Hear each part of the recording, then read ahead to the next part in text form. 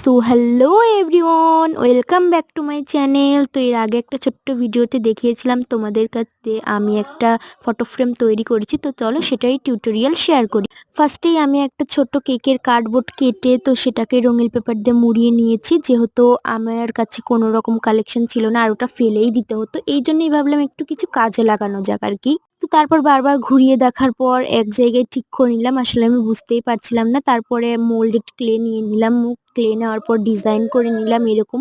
আর রঙিন পেপার দিয়ে কিন্তু ছোট ছোট করে পাতা কেটে নিয়েছি। আর আমার কাছে ফটো ফ্রেমটা একদম ফাঁকা লাগছিল, ভাবলাম এর উপর কিছু না কিছু তো না দিলে কিন্তু ভালো লাগবে না। আর আমার কাছে স্টোনের কালেকশন ছিল অনেকগুলো, তো তাই ভাবলাম সিম্পল করে এগুলো কয়েকটা লাগিয়ে দিই। আর আমি কিন্তু পুরো ফটো ফ্রেমটা নিজের মতো করে করেছি, এরকম কিন্তু তোমরা এর আগে হয়তো বা দেখতে পাবে না, অনেকেই অনেক রকম করে থাকে। তো আমি আমার মতো করে করার চেষ্টা করেছি।